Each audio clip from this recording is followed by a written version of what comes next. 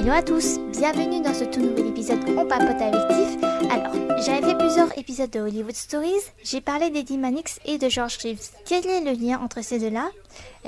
C'est un lien avec la MGM. Aujourd'hui, dans ce tout nouvel épisode de Hollywood Stories, je vais vous parler de l'histoire de Patricia Douglas, parce que je pense qu'il est important d'en parler, et aussi de la MGM, la production de cinéma, qui cache vraiment une face très très sombre. Alors, Patricia Douglas est née le 5 mars 1917.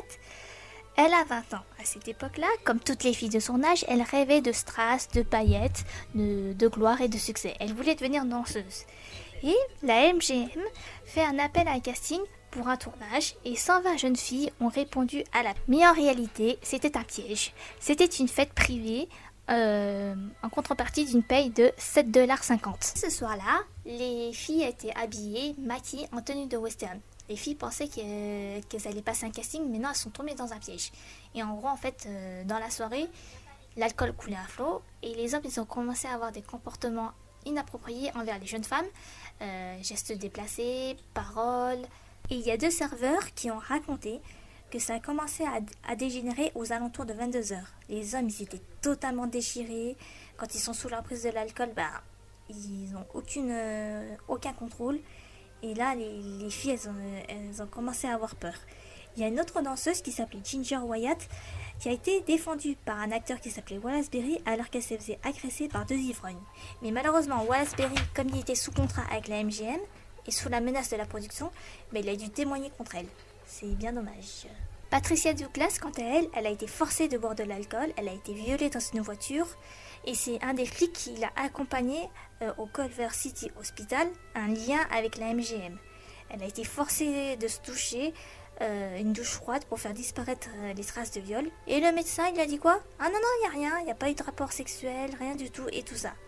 Parce qu'en fait, le médecin, le Culver City Hospital a été, c'est un membre de la MGM qui est, je crois, un des directeurs de l'hôpital. Patricia Douglas a eu le courage de porter plainte contre la société de la MGM, qui est vraiment à cette époque une grosse industrie du cinéma, mais le problème c'est qu'elle avait beau porter plainte, personne n'avait pris en compte. C'est alors qu'elle a contacté la presse et qu'elle a raconté tout ce qu'elle a subi. Mais malheureusement, ça a été passé inaperçu. Son avocat a tout fait pour la défendre, mais rien n'y fait parce qu'elle a attendu plus de 60 ans pour témoigner ce qui lui est arrivé. Malheureusement, à cette époque-là, ce qui s'est passé, c'est Eddie Mannix, le numéro 2 de la MGM, qui a engagé des détectives privés pour déstabiliser la jeune femme, ainsi qu'il a engagé ses avocats pour la discréditer, afin que les poursuites pénales soient abandonnées. Et Patricia Douglas, elle, ne voulait pas lâcher l'affaire. Elle voulait que justice soit faite, ainsi que pour les autres jeunes femmes. Elle voulait gagner ce procès, elle voulait vraiment que la MGM paye pour ce qu'ils ont fait à ces jeunes femmes. Mais Eddie Mannix, lui, comme il est le numéro 2 de la MGM et qu'il était puissant à cette époque-là et que lui, il utilisait les méthodes malsaines, je l'avais dit dans les podcasts précédents, il a fait quoi? Il a fait interner la jeune femme, il l'a bannie du studio à vie et la pauvre Patricia Douglas, sa vie a été détruite par ces gens sans scrupules, ces hommes puissants. Une autre jeune fille, Héloïse Pan, une mineure, elle était mineure au moment des faits, elle a été violée dans les mêmes circonstances que Patricia Douglas et elle est tombée enceinte d'un de ses violeurs et malheureusement elle s'est suicidée quelques temps plus tard. Sur les 120 jeunes filles qui étaient à la soirée, il n'y en avait que 3 qui ont malheureusement témoigné contre ça parce qu'elles avaient peur, elles ont été menacées par ces hommes puissants sans scrupules. Bon, ça a été créé il y a presque 100 ans. Alors, tous ceux qui ont eu un contrat avec la MGM ont dû subir des pressions qui les menaient à un destin tragique. Ce qui est arrivé à l'actrice Jean Harlow, Marilyn Monroe, Ava Gardner, Judy Garland, Joan Crawford, Elizabeth Taylor.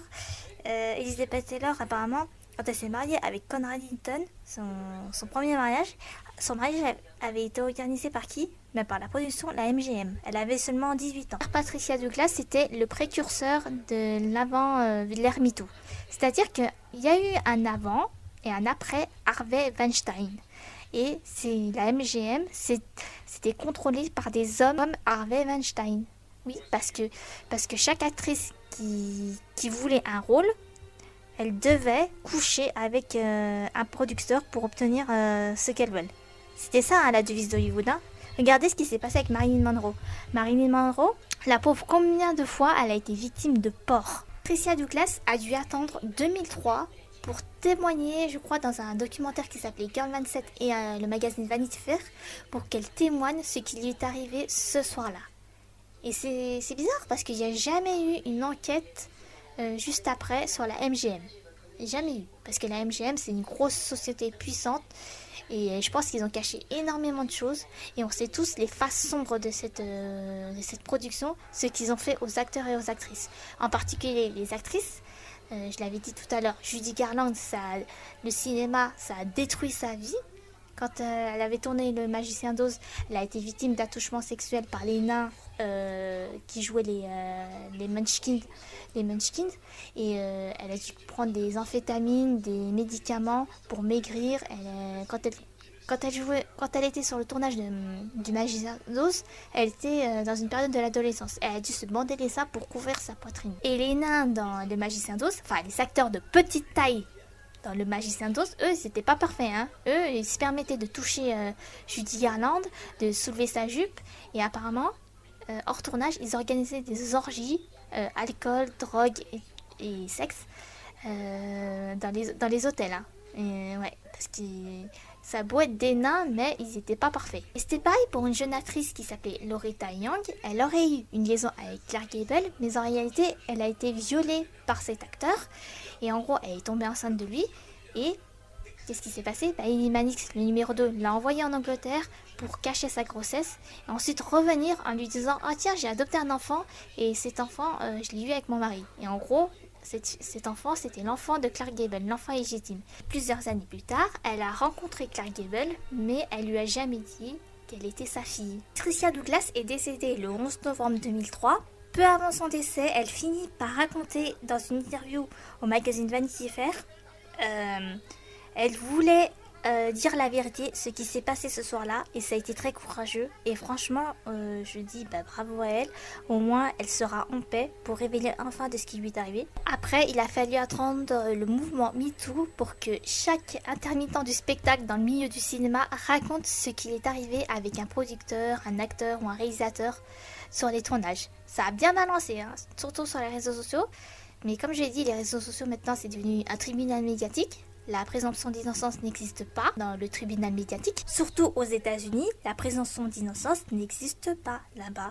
T'es coupable, t'es déjà coupable. Par exemple, Chris Noss, il a été accusé d'agression sexuelle d'une jeune femme. Et suite à cette histoire, ça lui a porté préjudice. C'est-à-dire qu'il a été évincé de la série, de la suite de Sex and the City, notamment dans le dernier épisode où il devait apparaître en tant que fantôme parce que son personnage meurt dans la série. Oh merde, alerte spoiler, bref, voilà. Et en gros, en fait, il a été évincé de la série parce qu'il a été accusé d'agression sexuelle sans être jugé. Il n'a pas été jugé encore. Hein. Mais ouais, c'est vrai qu'il faut faire attention. Attention avec les réseaux sociaux. Le mouvement MeToo, c'est parti vraiment en dérive. Mais dans le milieu du cinéma, c'est devenu vraiment n'importe quoi. Ok, les femmes veulent un salaire égal aux acteurs. Bon, il n'y a pas de souci. Après, ce qui m'énerve le plus, c'est genre le wokisme. Ouais, c'est ça qui m'énerve, le wokisme. Surtout dans les productions Disney. Quand tu regardes certains films, tu te dis, mais c'est n'importe quoi. Tu regardes le remake de 13 à la douzaine, c'est n'importe quoi. Ça ressemble plus à la série Notre Belle Famille que le film 13 à la douzaine qui est d'abord basé sur un livre et après c'est devenu un film. Et c'est pas le film avec Steve Martin et Bonnie Hunt qui était vraiment de très bonnes comédies. Mais là, mettre en scène une famille mixte, ok, il n'y a pas de souci, mais pas une famille recomposée, mais soit fidèle au livre. Et ça m'énerve. Mais vraiment, j'ai envie de dire fuck le wokisme. Mais revenons à l'affaire Patricia Douglas.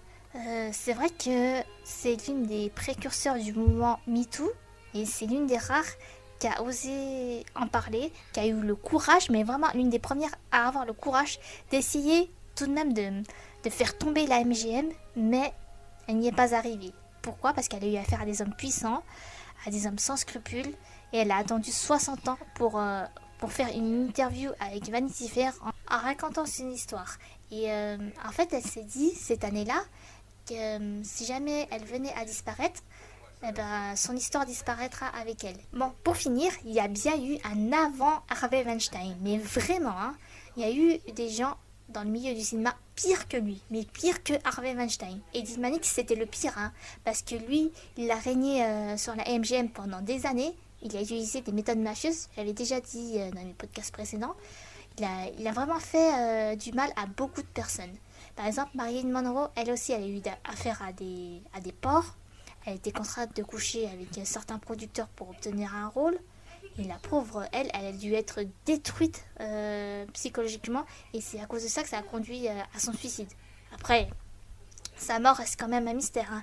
Il y en a qui disent qu'elle est morte à cause des Kennedy, et d'autres pensent que c'est un suicide. Mais Marilyn Monroe, elle était fragile psychologiquement, et elle aurait fini par mettre fin à ses jours. Et pour finir, l'histoire de Patricia Douglas a fini petit à petit à faire libérer la parole de certaines femmes victimes d'une agression, d'un viol. Et ben, d'un côté c'est bien, mais d'un autre côté il faut d'abord porter plainte, en parler à quelqu'un, à une infirmière ou un psychologue. Après, tu en parles à la presse. Voilà. Parce que franchement, le mouvement MeToo, c'est bien, mais c'est vraiment parti en dérive à cause des réseaux sociaux. Comme je l'ai dit tout à l'heure, la présomption d'innocence dans le tribunal médiatique, ça n'existe pas. Et maintenant, cet épisode est terminé, l'épisode Hollywood Stories. Je vous dis à très bientôt pour de nouvelles aventures. Ciao!